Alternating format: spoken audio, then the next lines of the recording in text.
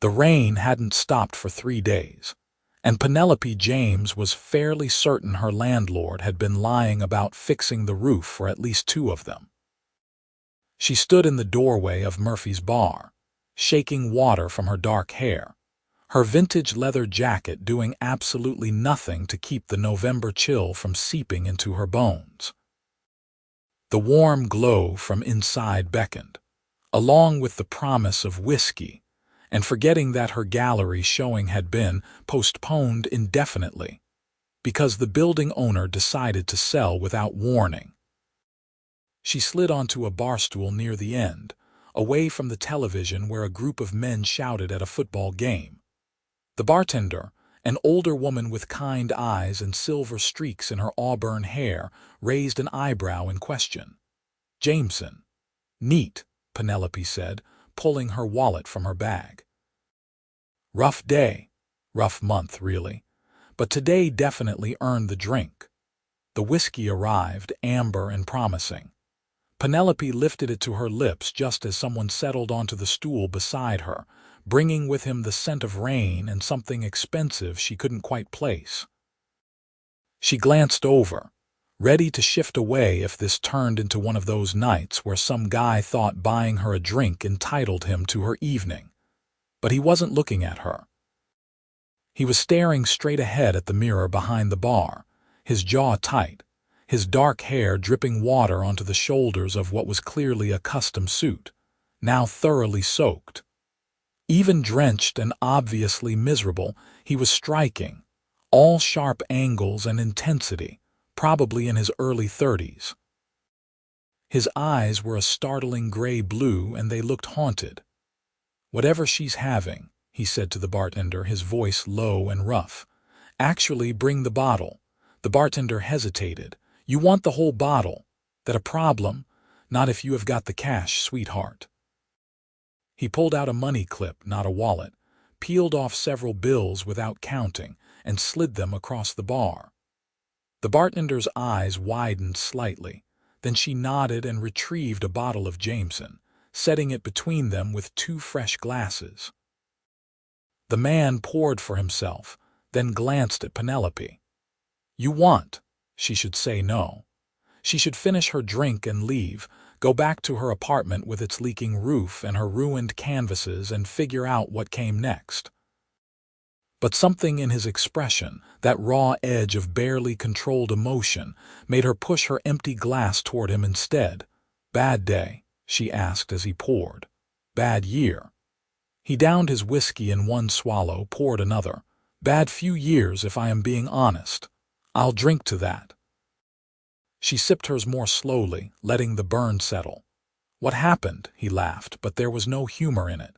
"You really want to know?" I asked, "didn't I?" He turned to face her fully for the first time, and the intensity of his gaze nearly made her look away. "Nearly. My father died 6 months ago, left me everything. His business, his money, his expectations, his enemies. I have been drowning ever since, and today I found out someone I trusted has been embezzling for the past year. Someone I considered a friend." Penelope winced. "That's brutal." "What about you? What brings you to Murphy's on a Tuesday night looking like someone stole your favorite painting?" "Someone stole my gallery showing, actually." "Well, not stole. The building owner sold the property, new owner wants to renovate, and suddenly I've got nowhere to display 6 months' worth of work in 3 weeks when critics and buyers were supposed to show up." He studied her with new interest. "You're an artist, painter, or I'm trying to be." "Right now I am mostly a bartender who paints on the side, but the showing was supposed to change that." She took another sip. "Now I am back to square one." "What do you paint?" The question surprised her. Most people asked if she could make money at it, or told her about their cousin who also painted. Urban landscapes, mostly.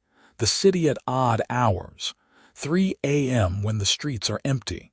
Dawn when everything is gold. That moment right after rain when the light hits the puddles. "I like capturing the city when it doesn't know anyone is watching." "That sounds beautiful," he said, and he seemed to mean it. They fell into silence, passing the bottle back and forth. The bar grew louder around them as more people crowded in, escaping the rain. Someone played Tom Waits on the jukebox, all gravel and heartbreak. "I don't even know your name," Penelope said after her third glass. The whiskey had wrapped her in pleasant warmth, softening the edges of her disappointment. Sebastian Brooks." He extended his hand, formal despite everything, and she shook it. "Penelope James, Penny usually." "Penny." He tested the name. "It suits you, classic but not stuffy." I could say the same about Sebastian. My father was a fan of pretentious names. He named me after some English saint, I think, or maybe a playwright. I stopped asking. The bitterness in his voice was sharp enough to cut. Penelope poured them both more whiskey. "You didn't get along." "We got along fine as long as I did exactly what he wanted." The moment I had my own ideas, my own plans, suddenly I was a disappointment. Sebastian ran a hand through his wet hair. "Then he died, and I felt guilty for every argument, every time I pushed back. So I took over his company, stepped into his life, tried to be what he wanted. And I am failing spectacularly." "What kind of company?" "Real estate development. Brooks Development. My father built half the luxury buildings in the city. Now I am supposed to continue his legacy, but all I see is corruption and cutting corners and people getting rich while others get pushed out of their homes." He looked down at his glass. "I shouldn't be telling you this." "Why not? I'm a stranger in a bar. Who am I going to tell?" "Exactly. You're a stranger. I'll never see you again. That should bother me more than it does." Something in his words made her chest tighten. She understood the feeling. There was a freedom in this, two people brought together by rain and bad luck, sharing truths they wouldn't tell anyone else. "What would you do if you could walk away?" Penelope asked. "From all of it." Sebastian stared at the mirror, at his own reflection. "I'd tear half of it down and start over. Build affordable housing instead of luxury condos. Invest in the community instead of displacing it. Actually make a difference instead of just making money." "So why don't you?" "Because I have a board of directors who would revolt, shareholders who expect profits, a legacy to uphold, and because I am terrified that if I try and fail, I will prove my father right about me." Penelope set her glass down carefully. "You know what I think? I think your father was wrong. I think you care too much to fail. The embezzler, the corruption, it bothers you. That means something, or it means I am naive. It means you have a conscience. That's rare in business from what I hear." He smiled then, a real smile that transformed his entire face. "You're very wise for a bartender who paints on the side. I have a philosophy degree I'm not using. It comes in handy at moments like this." They talked for hours.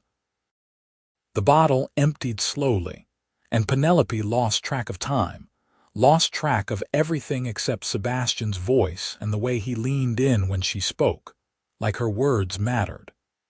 They traded stories about terrible jobs and worse relationships, about dreams deferred and chances missed.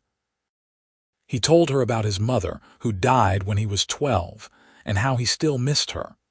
She told him about her sister, who'd moved to California and kept begging Penelope to give up on art and get a real career. "She means well," Penelope said. "But she doesn't understand that painting is the only thing that makes sense to me. When I'm working on a piece, everything else falls away. It's just me and the canvas and the city, and for a few hours nothing else matters." "I envy that," Sebastian said quietly. "I can't remember the last time I felt that way about anything." "What did you want to be? Before your father died, before all of this?" He was quiet for so long she thought he wouldn't answer. "Then, an architect. I wanted to design buildings, not just finance them. I wanted to create things that would last, that would mean something. My father said it was impractical, that I'd make more money on the business side." He was probably right about the money. Yeah, but maybe money isn't everything. The bartender appeared apologetic.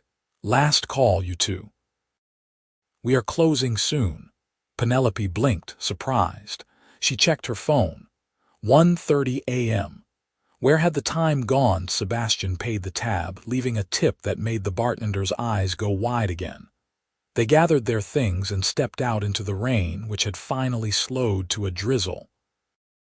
The street was slick and black, reflecting the neon signs and streetlights. It was beautiful in the way Penelope loved, raw and honest and real. I should get a cab, she said, but she didn't move. Me too. He didn't move either. They stood there under the bar's awning, neither wanting the night to end. It felt bigger than just a conversation, more important than two strangers commiserating over drinks. It felt like something had shifted, like the world had rearranged itself in some small but significant way. Penny, Sebastian said, his voice rough again, but for different reasons now. I know this is crazy, I know we just met, but I don't want to say goodbye. Her heart hammered against her ribs. What are you saying? Come back to my place. Just to talk more. I'm not ready for this to be over. Every reasonable instinct told her to say no. She didn't know him. This could be dangerous. She should go home, sleep off the whiskey, wake up tomorrow and forget this ever happened. But the way he was looking at her, like she was the only solid thing in a world that wouldn't stop spinning, made her throw reason aside. Okay, she heard herself say. Just to talk. He flagged down a cab and they climbed into the back seat. Sebastian gave an address in the financial district, one of the most expensive neighborhoods in the city. The driver nodded and pulled away from the curb. They didn't talk during the ride. Sebastian's hand found hers in the darkness between them, and Penelope let him hold it, his thumb tracing circles on her palm. The simple touch sent electricity through her entire body. This was madness. This was the most reckless thing she'd ever done. The cab stopped in front of a gleaming high-rise, all glass and steel and modern elegance. Sebastian paid and led her inside, past a doorman who nodded respectfully, into an elevator with mirrors on all sides. He pressed the button for the penthouse. You live in the penthouse? Penelope asked, reality starting to creep in around the edges of the whiskey warmth. It was my father's. I haven't gotten around to moving. The elevator doors opened directly into the apartment, and Penelope stepped out into a space that took her breath away. Floor-to-ceiling windows overlooked the city, the view stretching for miles. The furniture was modern and expensive, all clean lines and neutral colors. Original art hung on the walls, pieces she recognized from famous galleries.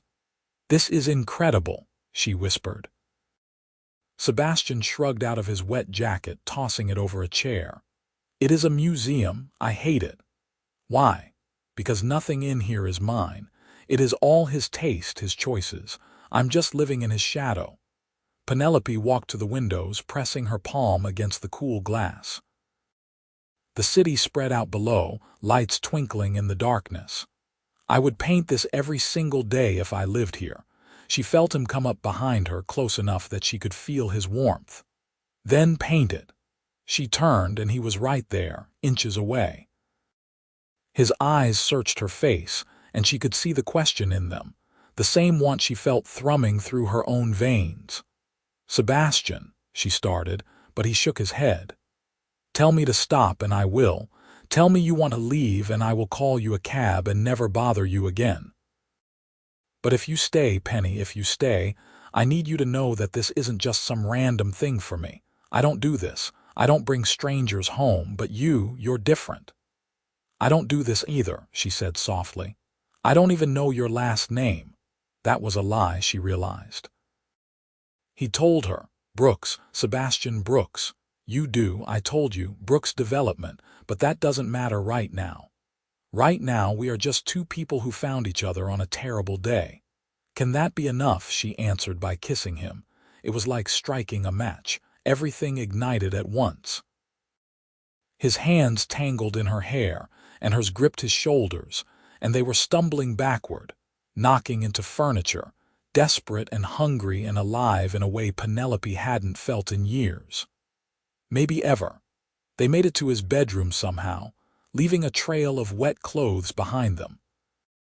The sheets were cool and expensive, and his skin was warm, and nothing existed except them, except the way he looked at her like she was art worth studying. One night, Penelope thought as he kissed his way down her throat. One night was supposed to be enough. One night to forget their problems, to feel something other than disappointment and fear. But as Sebastian pulled her closer, as his hands mapped every curve, and his lips learned every sensitive spot, as pleasure built between them like a symphony reaching crescendo, Penelope suspected one night wouldn't be nearly enough. She woke to sunlight streaming through floor-to-ceiling windows and a moment of complete disorientation. This wasn't her apartment. The sheets were too soft, the mattress too comfortable, the ceiling too high. Then memory came flooding back, bringing with it a mix of satisfaction and mortification. She'd slept with a stranger. She'd gone home with a man she'd met in a bar, had the best sex of her life, and then apparently passed out in his arms like some romantic movie cliché. Penelope sat up carefully, holding the sheet to her chest. Sebastian was still asleep beside her, one arm thrown over his head, his face relaxed in a way it hadn't been last night. He was even more handsome in the morning light, all sharp cheekbones and strong jaw and that mouth that had done absolutely sinful things to her. She needed to leave. This was the part where she quietly got dressed, slipped out, and they both pretended this never happened. No awkward morning conversation, no exchange of numbers, no pretending this was anything more than what it was. Penelope slid out of bed, gathering her scattered clothes from the living room. Her phone showed 6 missed calls from her roommate and approximately a dozen texts ranging from "Where are you?" to "If you don't text back in 5 minutes, I'm calling the police." She sent a quick message, "I'm fine. Long story. Home soon." She was pulling on her jeans when Sebastian's voice came from behind her. "You're leaving." She turned. He stood in the bedroom doorway wearing only pajama pants, his hair messy from sleep, his expression unreadable. "I should get home. I have work tonight." "Right, of course." He crossed to the kitchen, started making coffee like this was totally normal, like she hadn't been trying to sneak out. "How do you take it?" "Black is fine." She zipped up her jacket, found her purse. "Look, last night was amazing, but we both know that it was supposed to be one night, I know. You made that clear." He handed her a mug, their fingers brushing. "But I'd like to see you again if you want." Penelope's heart did a complicated flip. "Sebastian, you don't even know me. I know you're talented and passionate about your work. I know you care about your sister even when she drives you crazy. I know you drink whiskey neat and have a philosophy degree and see beauty in rainy streets." He set his own mug down, stepped closer. "I know that last night was the first time in months I have felt like myself. That has to count for something. We were drunk. We were commiserating. It wasn't real. It felt real to me." She wanted to say yes. God, she wanted to. But morning light brought reality with it. And the reality was that he lived in a penthouse and wore custom suits and ran a development company, while she waited tables and painted in a leaking apartment and couldn't even secure a gallery showing. "I don't think this is a good idea," she said quietly. Something flickered in his expression. Hurt, maybe, or disappointment, but he nodded. "Okay, I understand." He walked her to the elevator, and the silence between them was heavy with everything unsaid.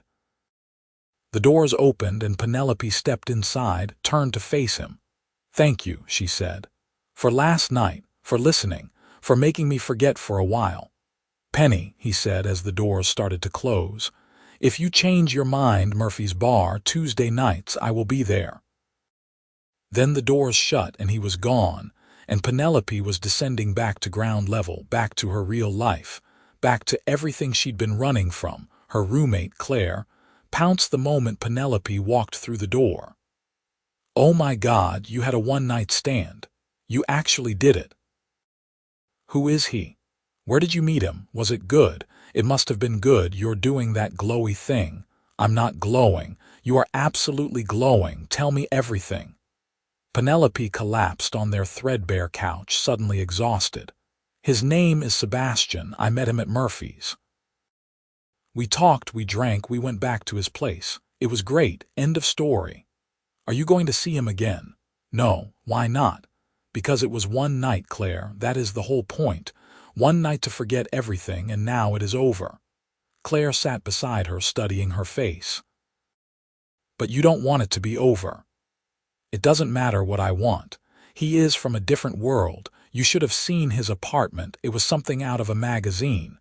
Original art on the walls, a view of the entire city. That's not my life. Maybe it could be. Don't be ridiculous."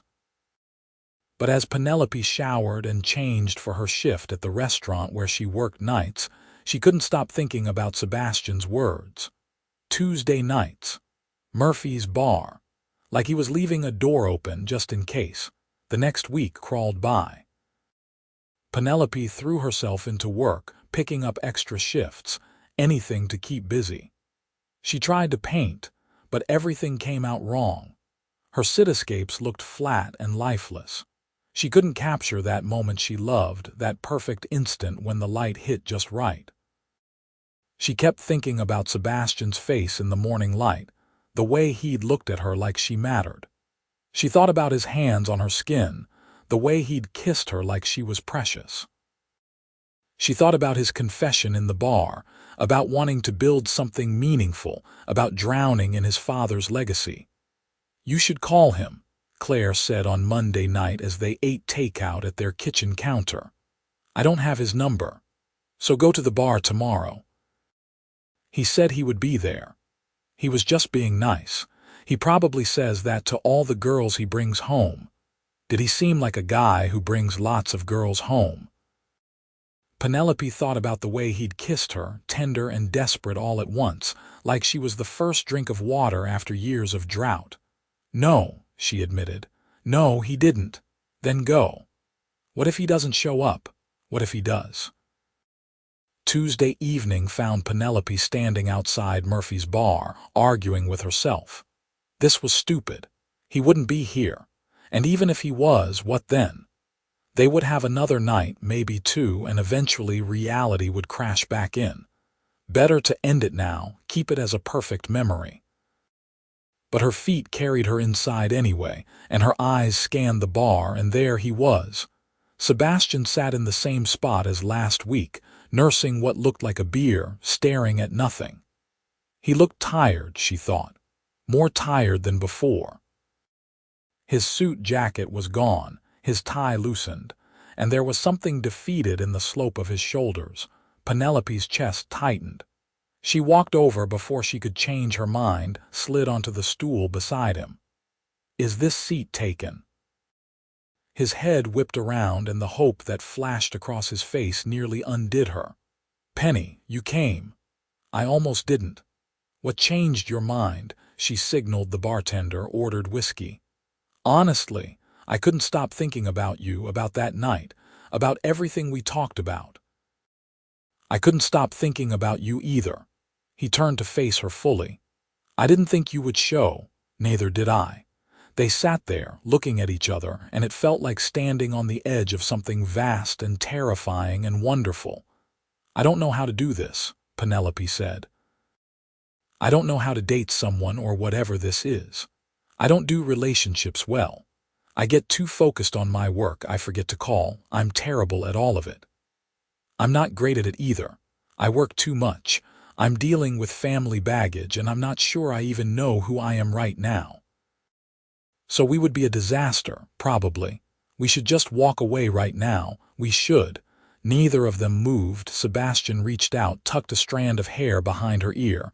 Or we could try anyway, see what happens. That is terrifying. I know. But I haven't been able to paint your building's view out of my mind, and you said you'd paint it every day if you lived there. I was drunk. You were honest. There is a difference. His hand cupped her cheek. Have dinner with me, a real date. Let me take you somewhere nice and prove I can be a gentleman when I am not drowning my sorrows in whiskey. Penelope leaned into his touch. Okay, one date, he agreed, smiling, and then we will see about the rest. The rest turned out to be 3 dates, then 5, then losing count entirely as days blurred into weeks. Sebastian took her to restaurants she couldn't pronounce the names of, and she took him to hole-in-the-wall diners that served the best pancakes in the city. He showed up at the restaurant where she worked and left ridiculous tips that made her coworkers tease her mercilessly. She dragged him to art galleries and made him explain what he liked about each piece, was delighted when his answers were thoughtful and genuine. They were careful with each other at first, dancing around the intensity of that first night. But the more time they spent together, the harder it became to maintain distance. Sebastian kissed her goodnight after their 3rd date, and she pulled him inside her apartment, ignoring Claire's knowing look from the living room. They made love on Penelope's lumpy mattress, and somehow it was even better than the first time because now she knew him, knew the way he sighed when she kissed his neck, knew the sounds he made when he was close. "Your apartment is terrible," he murmured afterward, holding her close. "I know. But it is mine. I didn't mean it like that. I just meant you deserve better. You deserve space to paint, proper lighting, a roof that doesn't leak. I'll get there eventually. The showing, remember, once I can reschedule it." He was quiet for a moment. "About that, I might have an idea." "Sebastian, no, I don't need you to fix my problems. I'm not trying to fix anything. But I own buildings, Penny. Empty retail spaces that are sitting vacant. What if we converted one into a gallery? Nothing huge, just something small and intimate. You could show your work and we could feature other local artists too." She pushed up on her elbow, looking down at him. "Are you serious? Why not? It would be a good investment. Art spaces bring culture to neighborhoods, drive foot traffic, and it would give you what you need." "I can't afford to rent a gallery space. So don't rent it. Be my partner. We'll split costs, split profits if there are any. You handle the art, I'll handle the business side." It was a generous offer, too generous. "I don't want your charity." "It isn't charity, it is business. And maybe a little bit selfish because I would get to see you more often." He pulled her back down, kissed her forehead. "Just think about it." She did think about it. She thought about little else for the next few days. It was a good opportunity, potentially life-changing. But it also made her nervous. Mixing business with their new relationship seemed like asking for trouble. Claire had different thoughts. "Are you insane? The hot, rich guy wants to set you up with your own gallery and you're hesitating. It feels like too much. We have only been dating for a few weeks. So, he clearly cares about you. Let him help. What if it doesn't work out between us? Then I'm stuck in a business partnership with my ex. Or maybe it does work out and you get everything you have ever wanted. Why do you always assume the worst?" Penelope didn't have an answer for that. She brought it up over dinner at Sebastian's place the following week. He'd cooked for her, surprisingly well, and they'd eaten on his balcony, overlooking the glittering city. "I want to say yes to the gallery idea," she said as he poured wine. "But I need to know you're serious, that this isn't just some grand gesture because we are sleeping together." Sebastian set the bottle down carefully. "I'm serious. I've already had my team look at 3 properties. There is one in the arts district that would be perfect. Good foot traffic, lots of natural light, the right vibe. We could have it ready in 2 months if we push." 2 months.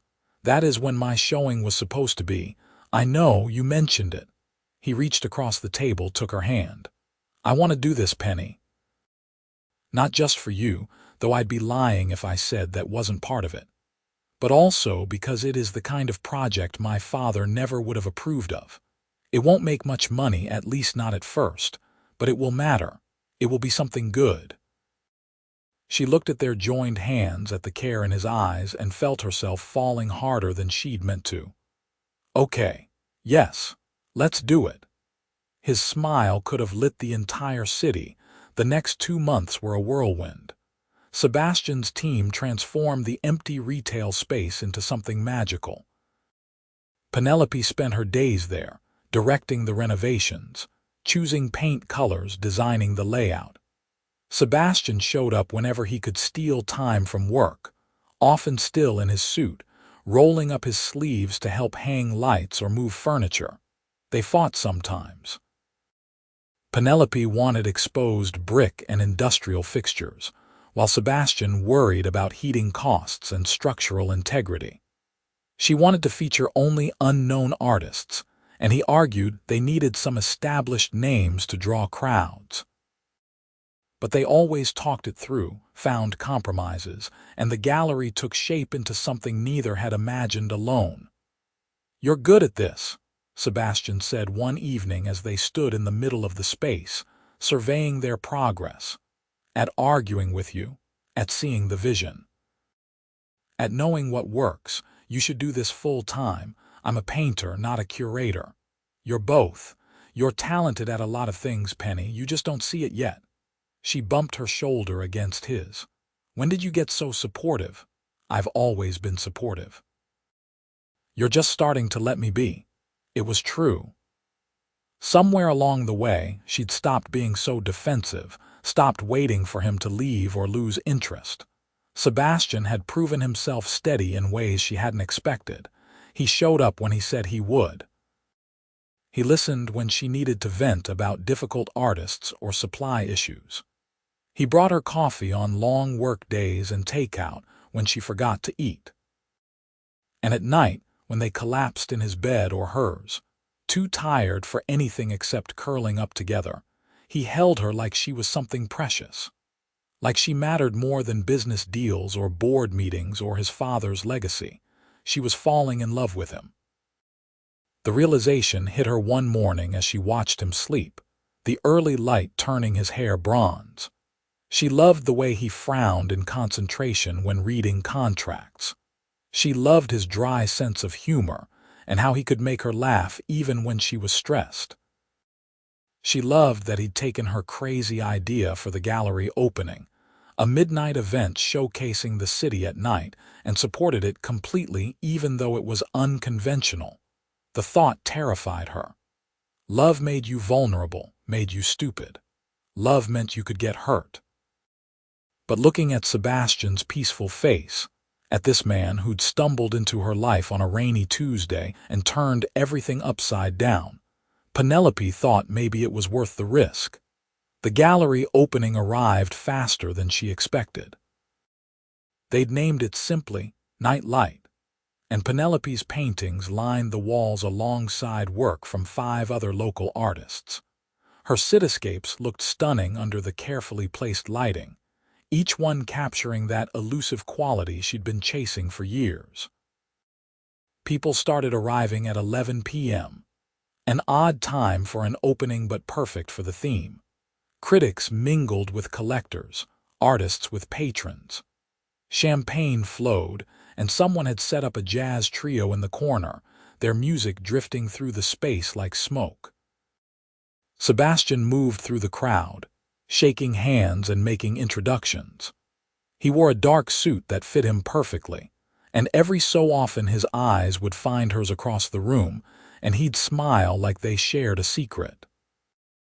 Penelope was talking to a potential buyer, a woman who wanted to purchase 3 of her pieces for her corporate office, when she overheard a conversation nearby. "That's Sebastian Brooks, isn't it? I didn't know he was involved in this. Brooks Development. His father was Richard Brooks. Owned half the city. I heard the son is even richer, made some brilliant investments right out of college. Now he is worth, what, 50 million? More, Penelope's stomach dropped. 50 million. Sebastian was not just wealthy, he was seriously, insanely rich. And he'd never mentioned it, never acted like it mattered. She excused herself from the buyer, made her way to where Sebastian stood talking with a journalist. "Can I borrow you for a minute?" she asked, keeping her voice light. He followed her to the small office in the back, concern creasing his brow. "What is wrong? Is everything okay? Why didn't you tell me?" The words came out sharper than she intended. "Tell you what? That you're worth $50 million. That you're not just comfortable or successful, you're seriously wealthy. That was something you might have mentioned." Sebastian's expression shuddered. "Would it have changed anything?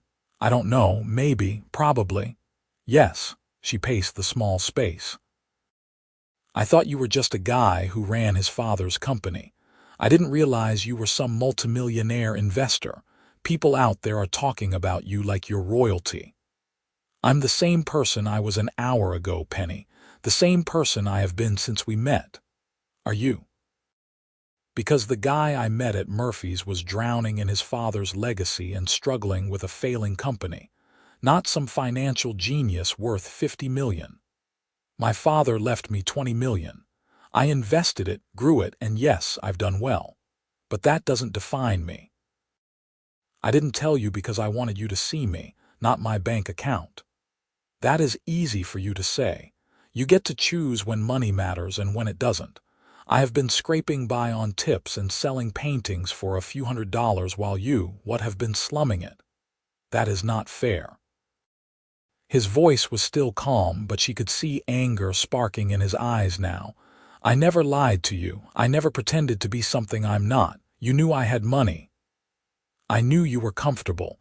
I didn't know you were stupid rich. There is a difference. Why does this matter so much? Do you think I care what you're worth?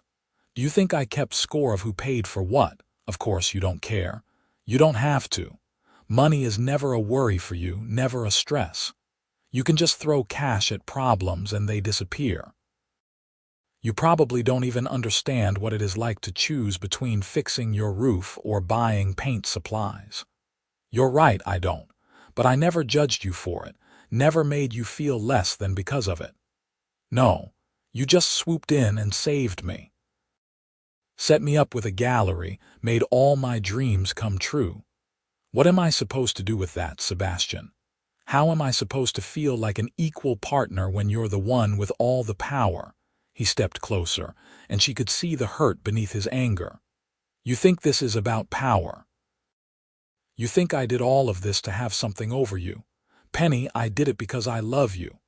The words hung in the air between them, enormous and terrifying. "You don't mean that," she whispered. "I absolutely mean it. I have been in love with you since that first night when you sat next to me at the bar and actually listened. When you saw me, not my last name or my money or my father's shadow, just me." He reached for her hand. "I love how passionate you are about your art. I love how you see beauty in things other people overlook. I love arguing with you about gallery layouts and eating terrible diner food at 2 a.m. I love everything about you." Tears burned her eyes. "I love you too. That's why this is so scary. What if I can't keep up with your world? What if I don't fit? My world is boring board meetings and real estate deals. Your world is color and light and creating something from nothing. I want to be in your world, not the other way around. But everyone out there, they see you as Sebastian Brooks, millionaire developer. And I am just Penny, the struggling artist. You're not struggling anymore. You're successful. Your paintings are selling. Critics are praising your work. You did that, not me. I just gave you space to show what you could do." She wanted to believe him. But doubt was a stubborn thing, years in the making. "I need some air," she said, pulling away. "Penny, just give me a minute, please." She slipped out the back door into the alley, leaning against the brick wall. The sounds of the party drifted through the door, muffled and distant. She'd been so happy an hour ago. The opening was a success. Her art was being recognized and Sebastian was by her side. Then she'd learned the truth about his wealth and everything had tilted sideways. "He is absolutely gone for you, you know." Penelope looked up. An older woman stood nearby, smoking a cigarette, elegant in a designer dress. "I'm sorry, Sebastian Brooks.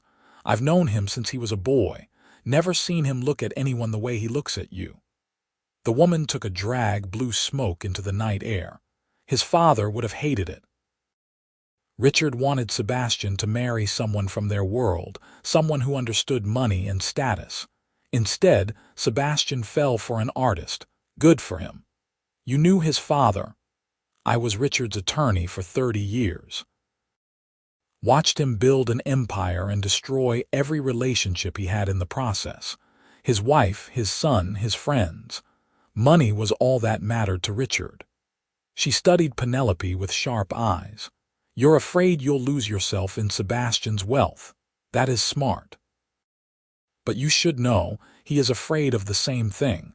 Afraid he will become his father, that money will corrupt everything he cares about. He told you that. He didn't have to. I've watched him fight the board for 6 months, trying to implement affordable housing initiatives and community programs. Things that lose money but help people. His father would have fired him. But Sebastian, he is trying to be better, and you help him do that." The woman stubbed out her cigarette. "Don't let fear ruin a good thing. Lord knows there are few enough of those in this world." She nodded and went back inside, leaving Penelope alone with her thoughts. When Penelope returned to the gallery, the party was in full swing. She found Sebastian standing in front of her largest painting, a view of the city at 3 a.m. Every window a tiny story. "I'm sorry," she said, sliding her hand into his. He squeezed gently. "I'm sorry, too. I should have told you about the money. I just liked being normal with you." "You are normal with me. You're just also rich, which is weird and I am going to need time to adjust to. We have time." He turned to face her. "Unless you meant what you said, unless this really is too much." "No, I was scared. I'm still scared. But I meant it when I said I love you." She rose on her toes, kissed him softly. "We will figure it out." "Yeah. Besides, you already declared your love in front of all these people. You can't take it back now," he laughed, and the sound eased the last of the tension between them. "I wouldn't dream of it." The rest of the evening passed in a blur of congratulations and sales. By the time the last guest left at 3 a.m., Penelope had sold 8 paintings, had interest from 2 galleries in other cities, and received a commission from a major hotel chain. She stood in the center of the empty gallery, spinning slowly, taking it all in. Sebastian watched from the doorway, his jacket off, his tie finally loosened. "We did it," she said. "You did it. I just helped." "No, we did it together." She walked to him, wrapped her arms around his waist. "Thank you for believing in me, for pushing me, for loving me even when I am difficult. You're not difficult, you're particular. There is a difference." He kissed the top of her head. "Come home with me, let's celebrate properly." They took a cab back to his penthouse, both too tired to do more than collapse on his couch. But tired turned to touching, and touching turned to kissing, and soon they were stumbling to the bedroom, shedding clothes along the way. Making love to Sebastian felt different now. The declaration between them had changed something fundamental. Each touch carried more weight, more promise. This wasn't just physical anymore. This was love, messy and complicated and absolutely worth it. Afterward, lying tangled in his sheets, Penelope traced patterns on his chest. "What happens now?" "What do you mean? With us? With the gallery, with everything? Now we keep going, you paint. I'll run interference with the business side. We will grow the gallery, feature more artists, maybe open a second location eventually." "You have really thought about this?" "I've thought about a lot of things, including asking you to move in with me." She went very still. "That's a big step." "I know. And I am not saying you have to decide now, but your lease is up next month and you hate your apartment and I hate not waking up next to you every morning." He tipped her chin up. "Think about it, no pressure." But there was pressure, the good kind. The kind that came from someone wanting to build a life with you. "I'll think about it," she promised. She did more than think. She agonized, made lists, drove Claire crazy with indecision. Moving in together was huge. It meant commitment, trust, letting someone all the way in. It meant believing this would last. In the end, it was her art that decided her. She'd been working on a new series, views from Sebastian's apartment at different times of day. The morning light, the afternoon glow, the city sparkling at night. Each painting captured something different, but they all had the same feeling. Home. She showed them to Sebastian on a Saturday morning, spreading them across his living room floor. He studied each one carefully, and when he looked up, his eyes were bright. "These are incredible. Your best work." "They're about belonging," Penelope said. "About finding a place that fits. I think I've found that with you." Understanding dawned on his face. "You'll move in." "If the offer is still open." He kissed her, lifting her off her feet, spinning her around. "The offer is permanent." Moving was easier than expected. Penelope didn't have much, and what she did have fit easily into Sebastian's space. Well, their space now.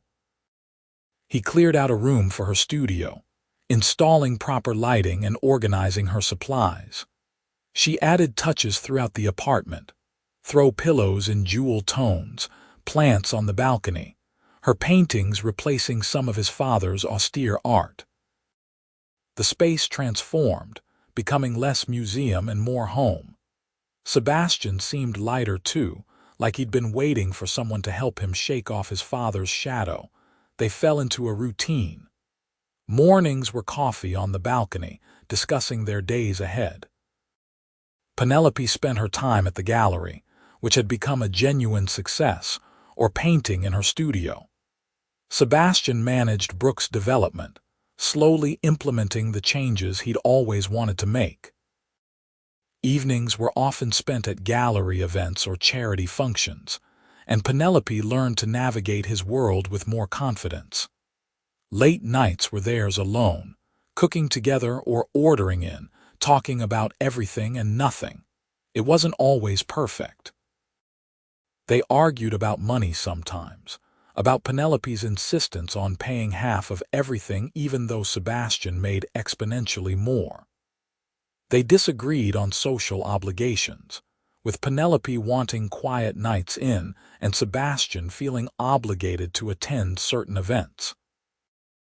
They had different work styles, different communication patterns, different ways of processing stress. But they learned each other, adjusted, compromised. And the foundation they'd built that first night at Murphy's bar, the honesty and vulnerability and genuine connection, held steady through everything. 6 months after she moved in, Sebastian took her back to Murphy's on a Tuesday night. They sat in their same spots at the bar, ordered whiskey neat, and toasted to where they'd started. "Can you believe it has been almost a year?" Penelope asked, leaning against his shoulder. "Sometimes it feels like forever. Other times it feels like yesterday. Any regrets?" He turned to her, his expression serious. "Not a single one. Just that I almost didn't come back that second Tuesday. I almost let fear win." "I'm glad you didn't. Me too." He reached into his jacket pocket, pulled out a small box, and Penelope's heart stopped. "I know we said we would take things slow," Sebastian said, opening the box to reveal a ring. Not huge or ostentatious, but perfect, a sapphire surrounded by small diamonds. "But I've never been good at slow, and I don't want to wait anymore. I want to marry you, Penny. I want to build a life with you, have kids with you, grow old with you. I want every Tuesday night and every morning and everything in between." Tears spilled down her cheeks. Yes, absolutely yes. He slid the ring on her finger and it fit perfectly, like it had been made for her.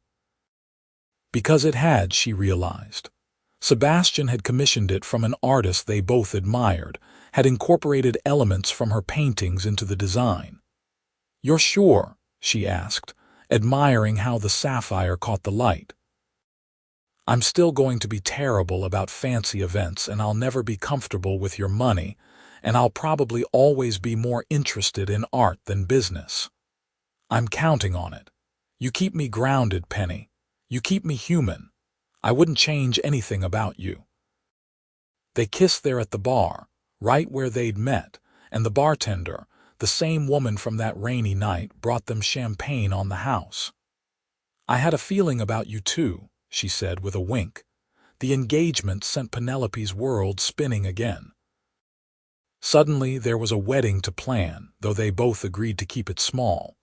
Just close friends and family, something intimate and meaningful. Penelope's sister flew in from California, met Sebastian, and pulled Penny aside within an hour. "Okay, I get it now. I get why you stayed.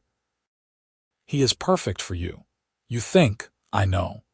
The way he looks at you, Penny, like you're the only person in the room, you deserve that." Claire was equally enthusiastic, immediately volunteering to help with every aspect of the wedding. Between her organizational skills and Sebastian's resources, planning should have been easy, but Penelope struggled with the details. Every vendor presented options that felt too fancy, too expensive, too much. She wanted something simple and beautiful, something that felt like them, not like a society wedding. "What if we did it at the gallery?" she suggested one evening as they scrolled through venue options. Sebastian looked up from his laptop. "Our gallery. It is where we built something together. Where we proved we could be partners, and we could feature art from our artists as part of the decor, make it a celebration of more than just us." A smile spread across his face. "That is perfect. Absolutely perfect." So the gallery became their venue. They scheduled the wedding for a Tuesday night, of course, a year to the day after they'd met. Penelope's paintings lined the walls, interspersed with work from artists they'd showcased. String lights crisscrossed the ceiling, and candles covered every surface.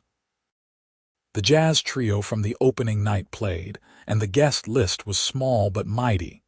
Penelope wore a simple dress, cream-colored and vintage, something she'd found at a consignment shop and loved immediately. No veil, just flowers in her hair. Sebastian wore a navy suit, no tie, and when he saw her walking down the makeshift aisle between the art, his eyes filled with tears. They'd written their own vows. Sebastian went first, his voice steady despite the emotion in his eyes. "Penny, a year ago I was drowning. I'd lost my father, lost my direction, lost myself. And then you sat down next to me in a bar and listened. Really listened. You saw past the money and the name and the expectations, and you saw me. Just me. You've made me want to be better, do better, build something that matters. You've shown me what love actually looks like, what partnership actually means. I promise to support your art and your dreams. I promise to be honest even when it is hard. I promise to love you through every argument and every triumph. I promise to choose you every day for the rest of my life." Penelope wiped at her eyes, took a shaky breath. "Sebastian, you crashed into my life on the worst day and made everything better. You believed in me when I didn't believe in myself. You saw potential I couldn't see. You've been my partner, my supporter, my best friend, and the love I didn't know I needed. I promise to keep challenging you because you're better when someone pushes back. I promise to help you build the legacy you actually want, not the one you inherited. I promise to love you through the fancy galas and the quiet Tuesday nights, through success and failure. I promise to choose you every single day forever." The officiant, a friend of Sebastian's who'd gotten ordained online just for this, pronounced them married, and they kissed to applause and cheers from their small group of loved ones. The reception was low-key and perfect. dancing and laughter and terrible speeches from Claire, who told embarrassing stories about Penelope's dating history. Food from their favorite restaurants, champagne that was expensive but not ridiculous. At midnight, they cut a small cake, and Sebastian fed Penny a bite with so much care that she fell in love with him all over again. "Happy," he whispered as they swayed to a slow song. "Impossibly happy. Is this real? If it is not, don't wake me up." They spent their wedding night in the penthouse, their home, making love slowly and thoroughly, then lying tangled together watching the city lights. "I can't believe you're my husband," Penelope said, tracing his wedding band. "I can't believe you're my wife.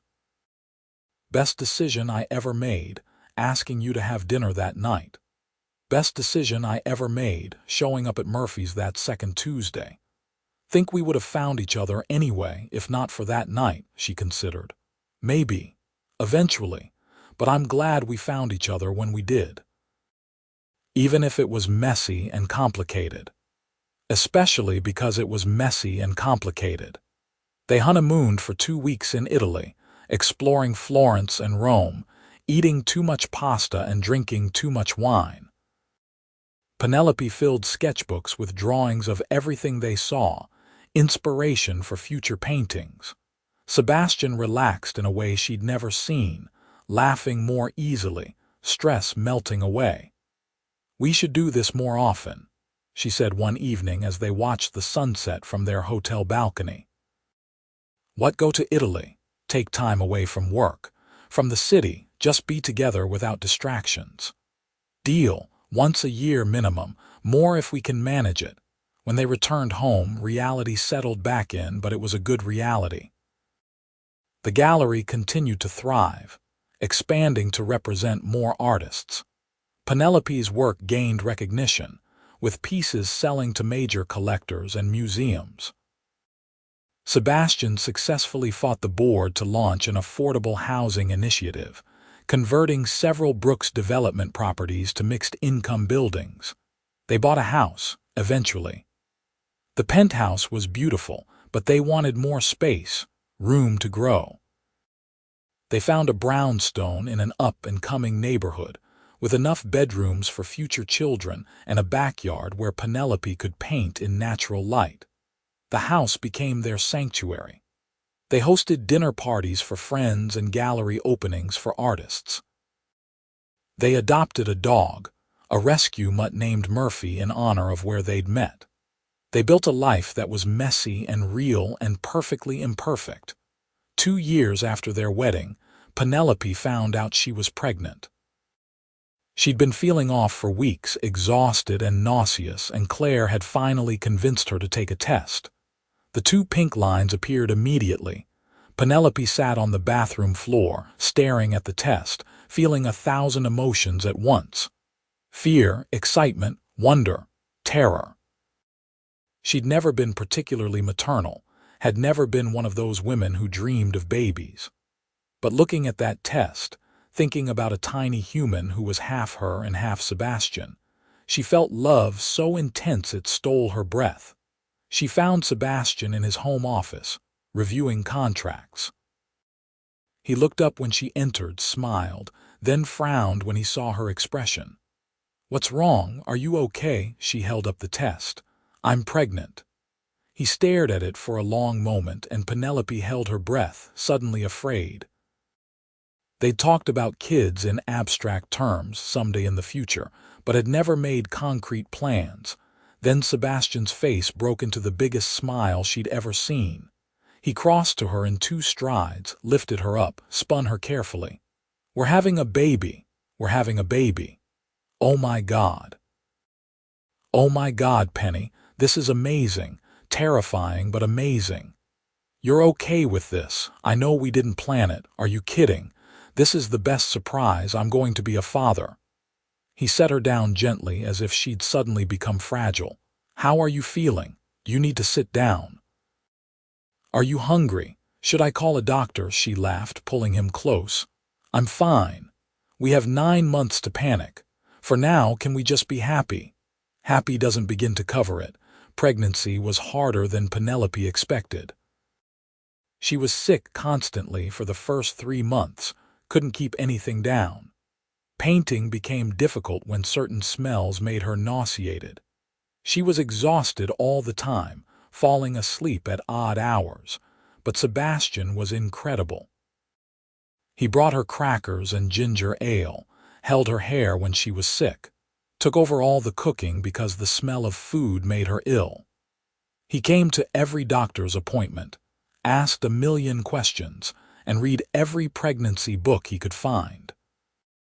"You know you're going to be an amazing father," Penelope said one night as they lay in bed, Sebastian's hand on her barely there belly.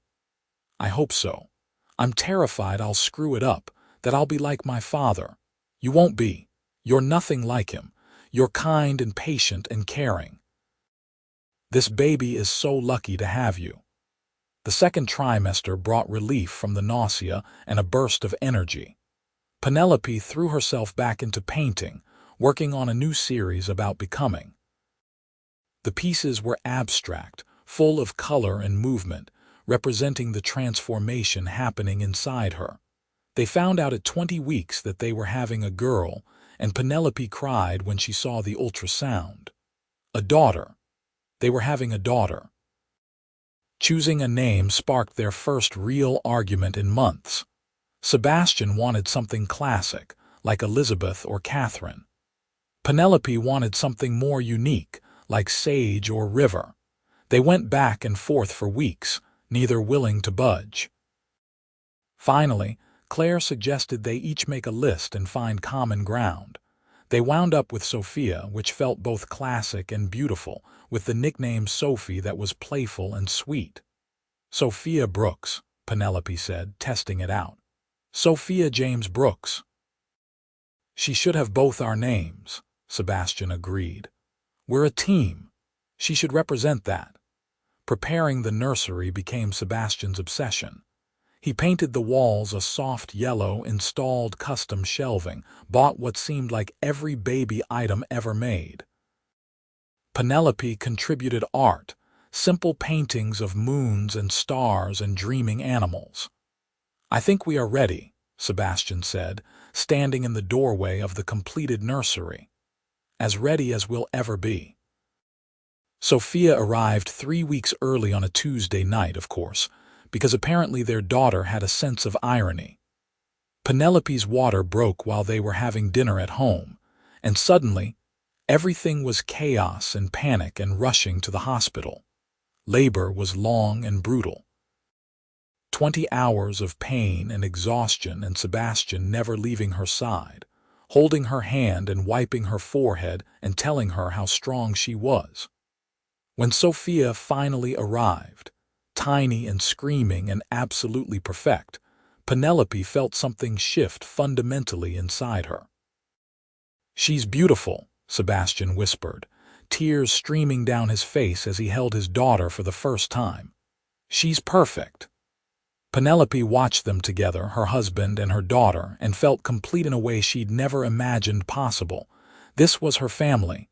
These were her people. Everything else, every struggle and fear and moment of doubt, had led to this. Those first weeks with a newborn were the hardest thing Penelope had ever done. Sophia didn't sleep, or rather she slept only in 2-hour stretches before waking hungry or fussy or wet. Penelope was exhausted beyond reason, her body still healing, her hormones everywhere. She cried at everything, felt overwhelmed constantly, and wondered if she was cut out for motherhood. But Sebastian was there for all of it. He took paternity leave, something his father never would have done, and split every duty with her. He changed diapers and walked Sophia for hours when she wouldn't settle. He brought Penelope water while she nursed and told her she was doing great even when she felt like a failure. "I don't know how to do this," Penelope sobbed one particularly bad night when Sophia had been crying for 3 hours straight. "Nobody knows how to do this. We're just figuring it out as we go."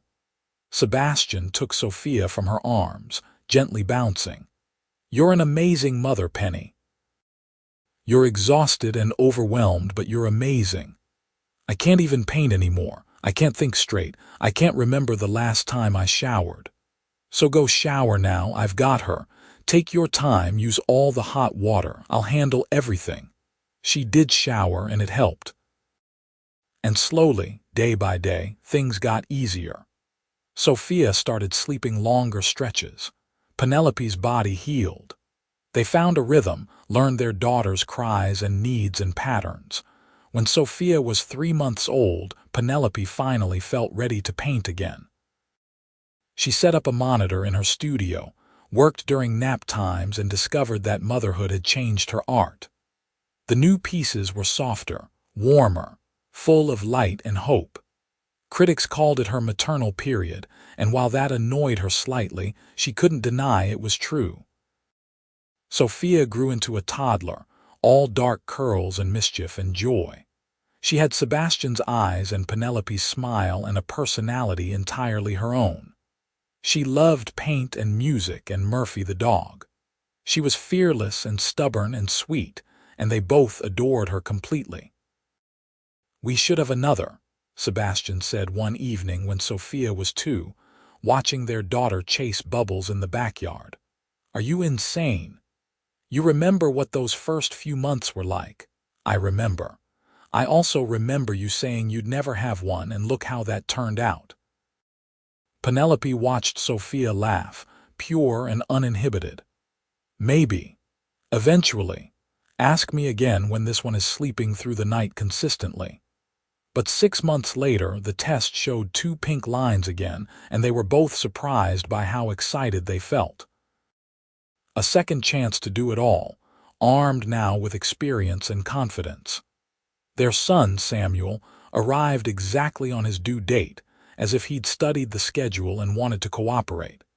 He was easier than Sophia had been, calmer and more content. Or maybe they were just better prepared, less panicked by every little thing. Watching Sebastian with both kids, Penelope fell in love with him all over again. He was patient and playful, getting down on the floor to build block towers and reading endless bedtime stories.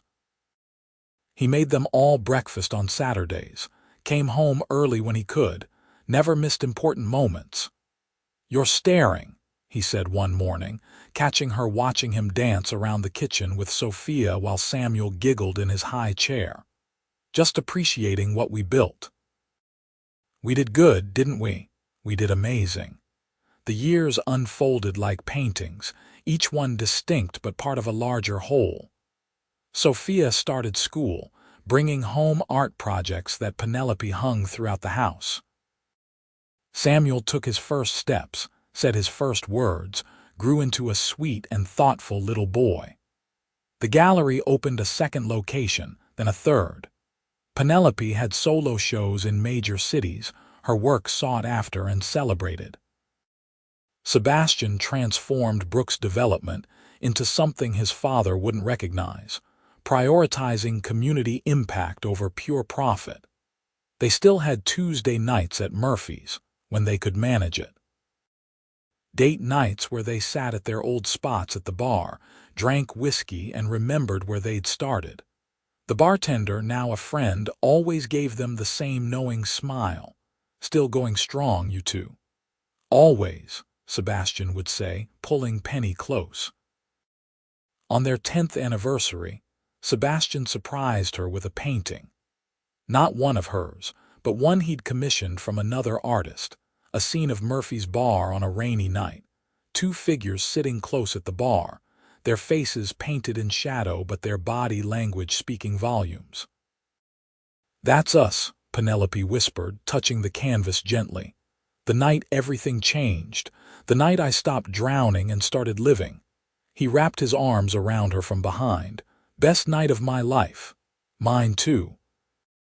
They stood there together, studying the painting, and Penelope thought about that night. About how close she'd come to not going to the bar at all, to giving up on the gallery showing, to walking away from Sebastian after that second Tuesday. One night that was supposed to be enough had turned into a lifetime, and she wouldn't change a single moment. "What are you thinking?" Sebastian asked. "That I'm glad it was raining that night. Glad my showing fell through. Glad I sat next to a handsome stranger who needed someone to listen." She turned in his arms. Glad that one night wasn't enough for either of us. It could never have been enough. Not with you. They kissed there in their home, surrounded by art and love and the life they'd built together. Two kids asleep upstairs, a dog snoring on the couch, years of memories soaked into the walls. It wasn't perfect, wasn't always easy, but it was theirs, and it was more than enough. It was everything.